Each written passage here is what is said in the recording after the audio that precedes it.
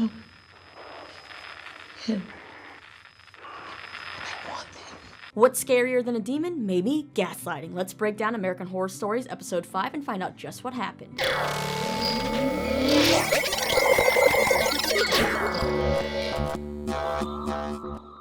What's going on, you lovely people? Lisa here, and it is time to talk about another episode of the American Horror Stories spin-off, American Horror Stories. Let's just say that so far, I think the main opinion, the popular opinion, is that this spin-off isn't really living up to the hype of the main show. This episode, it did have me almost snoozing a few times, and the twist, at least there kind of was one. I think it's been missing in a few of the other episodes, but there was a twist, and it was kind of okay. The main highlight of this episode, though, is Billie Lourd's performance, but so far, I do think this series has kind of been lacking in delivery. Now, we only have 2 episodes left for this first season. Don't know if there's going to be another season, but there's 7 episodes total, and it seems like the finale will have us returning to Murder House. So we'll be revisiting characters we met in the first 2 episodes. Maybe that'll tie all these episodes together. Maybe it'll tie that into the main show. Who knows? I know that Kaya Gerber was spotted filming recently, so they must be doing some pickups, and they're cutting things kind of close if there's only 2 weeks left. All these episodes do seem to be taking place in LA, so who knows? Maybe something bigger is ahead. But let's go ahead and dive into this episode titled Ball. So, we are introduced to Matt and Liv, a couple played by 911 Lone Stars Ronen Rubinstein and Ryan Murphy fave Billie Lourd. Matt is a struggling actor, and Liv has a ton of money that she inherited from her grandfather. You may be able to guess where this might be going. They have been trying to have a baby for a long time but have had no luck. After many rounds of fertility treatments, it seems like the odds are against them, but Liv still wants to keep trying, and Matt actually seems like a very supportive husband and supports her on this. Now, on their way out of the clinic, the receptionist Bernadette, played by Virginia Gardner, who you may recognize from Marvel's The Runaways, gives Liv a fertility totem that she says has been in her family for generations. It seems like she's seen Liv and Matt come in and out of this place a long time. She wants to help them. Bernadette says you just place this totem under the bed during intimacy and get a baby. Well, obviously Liv is a little hesitant at first, but she's like, you know what, maybe a little magic will help, and she takes this totem, and that night she puts it under the bed. They end up having their sexy time, which happens to be during a storm, and voila. 16 months later, we flash forward, they have a baby named Aaron. Now, Liv wanted to be a mother for so long. It's all she wanted, that you think she'd be happy, but it turns out things aren't going so well. Baby Aaron seems to respond well to Matt and their housekeeper Norma, but not to Liv. She's suffering from postpartum depression and is freaking out. She thinks maybe having this baby was a mistake. Then one night, the baby monitor starts to kind of freak out and glitch, and Liv freaks out when she finds this fertility totem is still under her bed. She forgot about it, and she puts it in a shoebox in the closet. If it was me, I would have taken it immediately back to that Bernadette girl and said, hey, we had a baby, don't need this anymore. Well, Matt later suggests that Liv go see Dr. Berger, who specializes in postpartum and similar things to what Liv is going to, but she's hesitant. After seeing a devil-like figure, though, on the baby monitors and hearing some creepy noises coming from the nursery, Liv goes to see Dr. Berger. The doc gives her some suggestions like maybe hiring a night nurse, cutting down on stress, all of these things, but Liv says she doesn't want any of that. She wants to raise her own baby. She also doesn't want to take any pills, so the doctor suggests some other strategies, which include detox baths. Now, these baths seem to be working as baby Aaron isn't crying as much. Liv is able to relax more. With the help of some podcasts, it seemed like her bond with baby Aaron is getting better. But then, one night, Aaron cries and Liv again freaks out.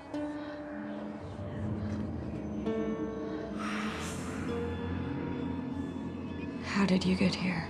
So, Liv grabs this totem and finds that the one in the shoebox is gone. So this totem has somehow disappeared from the shoebox and morphed into another version, this time one with horns. Liv thinks that maybe Norma the housekeeper did it, so she shows it to Norma, and then Norma freaks out, starting chanting, saying prayers, and says that she has to quit. Then Liv goes to the basement and finds a huge thing of scratch marks on the wall, a busted kind of pipe, and then she ends up getting cut by a nail. Now, all this is happening while Matt is busy on night shoots filming NCIS, where he's actually just playing a corpse or something, so it's not even a big role. But Liv has been super supportive of Matt's acting career. Liv then decides to Google this fertility totem and discovers that the god's name is Baal. The one that she sees when she looks up Baal has the horns. You know, it matches the little figure totem she has. Does this kind of thing remind anybody else of like the devil that they use in those Ryan Reynolds commercials that he's used for Match.com and stuff? They kind of look similar. Anyway, Liv discovers the god's name is Baal, and she sees him again on the baby monitor, so she rushes to the room, and then she decides to save this video of what just happened, and she's listening to it, and she says she hears something in the sound, so she turns it up loud and speeds it up 5 times. She says it's Baal saying, "I want him," as in saying, "I want Aaron." So now she's freaking out that this demon, this god, whatever it is, wants her baby. Him. Then she brings it to Matt. She's obviously more stressed out and tries to tell him that she's hearing things, but Matt is just kind of like, "I don't hear anything." He then calls Dr. Berger to come over, and even the doc says she doesn't hear anything, even though Liv is like, "No, you have to listen. It's there." The doc chalks it up to, Liv hearing things due to lack of sleep, and she prescribes her Zoloft. We then see Liv take the pill, which is something she obviously didn't want to do. Then Matt has his college friends over one night for a game night. Dinner. They decide to pull out a Ouija board to mess around, and at first it seems like maybe something's happening. The board starts moving, or the little piece starts to moving, but then it ends up just being Rory, one of the friends, messing around as it's, spells out "jack me off." But then everybody kind of freaks out again because it starts moving again, and this time the thing spells out "he is mine." Of course, causing Liv to freak out. She says it says "he is mine," which obviously goes with what she heard on this recording. But you know what? Matt just tells her that he's over her stuff. Like, she's embarrassed him in front of his friends, but she insists this demon is real. He had it! I've been patient and understanding and all the things you're supposed to do when your wife is having postpartum events, but I can't do it anymore. Well, Liv continues to see Baal showing up in places, and she goes to visit Bernadette, who originally gave her that totem, and Bernadette gives her a book with a banishing spell or something to hopefully fix this problem. So Liv goes home to do this ritual, and just when it's about to be over, because she sees Baal and hears him say "it's mine," Liv swings this dagger behind her and ends up stabbing Matt. We then flash forward 2 weeks, and we see that Matt has his arm in a sling and that Liv has been committed. She's determined to get better, and she doesn't want to leave this facility until she's better. So Matt is supporting her decision. Still seems like he's a supportive guy, but then he leaves the room and goes to the parking garage, and we get to see what's really been going on. Does this mean I can get all that occult shit out of my apartment now? Oh, your pagan days are over. Once my lawyers get through with her, she will be committed indefinitely. Yep, Matt's been a slime ball this whole time. He's been having his affair with Bernadette, and all his little film friends have been helping him make Liv think she was crazy. He says once his lawyers get through with Liv, she'll be committed indefinitely, they'll get the money, they can split it all up, they won't have to work ever again. You see his buddies basically set up the glitches in the baby monitor. One of them dressed as Baal, one set up the dry eyes mist, carved the little totems, set up the scratches, all that, and Bernadette was in charge of kind of all those pagan books and stuff. Submit. Switching out the medicine probably sealed the deal. What'd you give her, man? A little psychoactive cocktail. As it turns out, Matt never wanted kids. He even tried to tell Liv this, but she never dropped it. She wanted kids. So Matt even tried to make his sperm count lower, but somehow still ended up with a baby that he doesn't want because he's an asshole. Now, as everyone celebrates, Matt goes to check on baby Aaron and give him a change, and then the unexpected happens. Baal kills all Matt's friends, so it's kind of like, what the heck? Wasn't Rory the one dressed as Baal? So who is this other person? Is there another Baal suit running around, or is there really another Baal? Like, is Baal real? Well, we end up seeing that Matt is now in jail and being accused of murdering all his friends. Liv actually comes to visit him, and she is looking good. Like, when you get out of a crazy situation and you want to make your ex jealous, you just gotta look put together, like you don't need him and you look good, and that is exactly what she looks like. Turns out Matt has confessed to everything he did to Liv. He confessed it to the police, and then, though, he has the nerve to try to beg Liv for money for a good lawyer. What a douchebag. Well, thankfully she stands up for herself, and it looks like she's gotten better. Or has she? My help? I need money for an attorney, please. I don't know what's more unbelievable.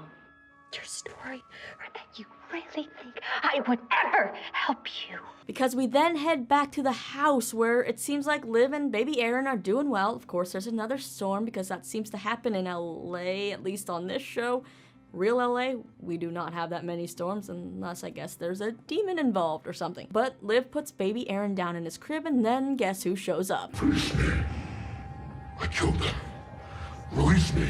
Yeah, okay, so it looks like Ball is real, and he's actually asking her to release him. So we end up learning that Liv wasn't given a banishing spell. She was determined to figure this whole thing out, so when she was in her little cell or room, whatever it is, she decided to give this spell another try.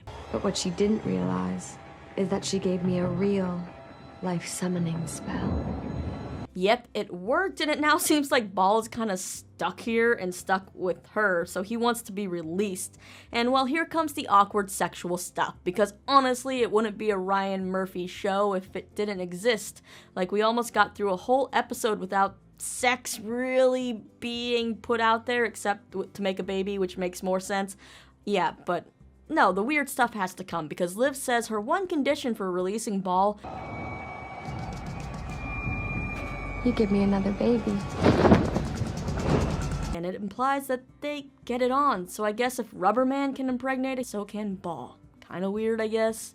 But yeah, that's the end of this episode. So basically, it's just about a shitty husband trying to get his rich wife's money by gaslighting her to make her think she's crazy and seeing a demon. But it turns out that this demon, or this god, was actually not fake, but it was real. And yeah, it's a little wild or a little weird. I don't know.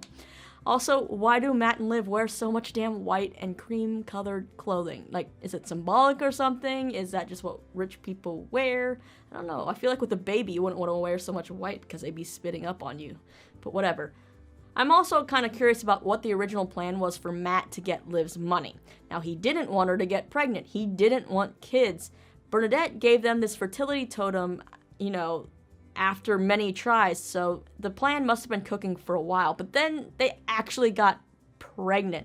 So here's the thing, if they hadn't gotten pregnant, which is what, you know, Matt wanted, were they trying to make Liv think she was crazy in a different way? Was he hoping that she'd mention how this fertility totem she got wasn't working? What did they do? And then she got so desperate about a baby that he would gaslight her from that angle, because she would still be dealing with this totem and this ball, or what? What was the original plan? I'm curious, because I think they had to shift it once she actually got pregnant, right? I don't know. I feel like there are some things that maybe didn't make sense, but yeah, that's pretty much what happened in this episode. If there's a lesson there, don't trust actors? I'm just kidding. But yeah, I gotta know what you thought of this episode of American Horror Stories. How does it rank in your ranking of these 5 episodes so far? Are you over the show? Is it not living up to your hype? Are you excited about American Horror Story Double Feature? I think that premieres soon, the actual main show. Yeah, I don't know. I'm a little skeptical now after this isn't going so well. Do I watch the main show or do I not? I don't know. But did you see the twist coming in this episode? Do you think as the series as a whole is going to tie together somehow? I don't know. Let me know all your thoughts, your theories, whatever you want to say down in the comments below. And after that, don't forget to hit that subscribe button. Check out more of my videos right over here, because I'll be hanging out here recapping, posting interviews of stuff, and more. Let me know what else you'd like to see maybe. But as always, my name is Lisa. Thanks for hanging out with me and listening to me ramble. I'll see you next time.